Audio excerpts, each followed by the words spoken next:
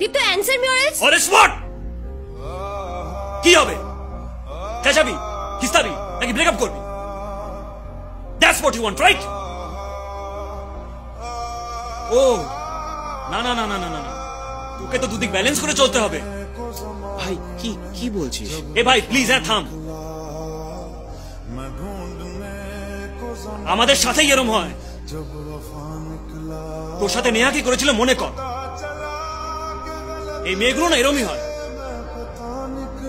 একটা ইনোসেন্ট চেহারা নিয়ে ঘুরে বেড়াবে আর আমাদের মতন একটা ইনোসেন্ট ছেলেকে টার্গেট করবে,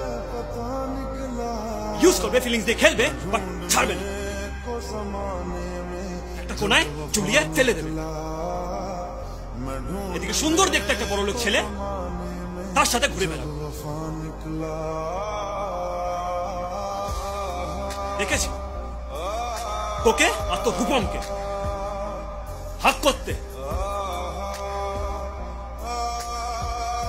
আমি বুঝছি না ভাই, কি পেলি এটা করে?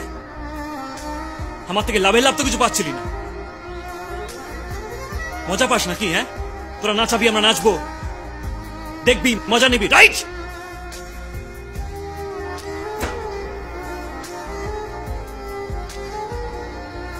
তাহলে এত কিছু এই জন্য হচ্ছিল।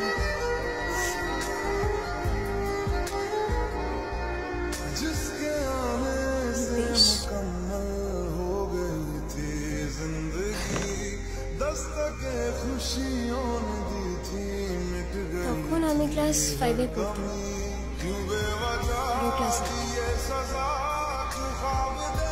আমার বাবা আর ওর বাবা মিলে আমাদের ফ্যামিলি বিজনেসটা স্টার্ট। দুটো বিজনেস ক্লাস ফ্যামিলি একসাথে সময় কাটায়, তাদের ছেলে মেয়েও ইনফ্যাক্ট একসাথে সময় কাটায়।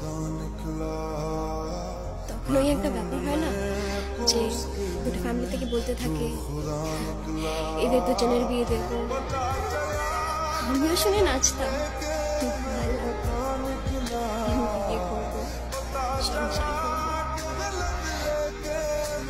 তারপর আমি ক্লাস 10 উঠে স্কুল চেঞ্জ করি।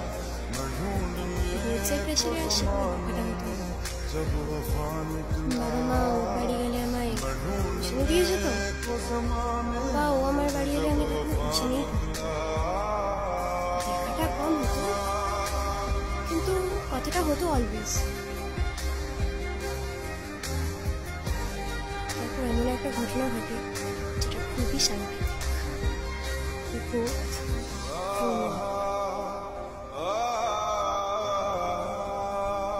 ওই বিয়ে করবো বলা ফিলিংটা না ছোটবেলা থেকে ওই আর থাকে না সেই ফিলিংটা।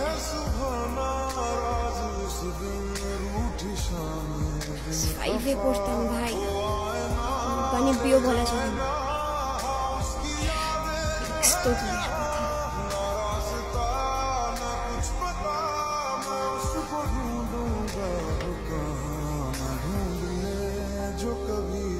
সামনের মাসে ওর এনগেজমেন্ট, ইনভাইট করতে এসেছে, কেউ নিয়ে যেতে পেরেছে, মনে হয় না সেটা কি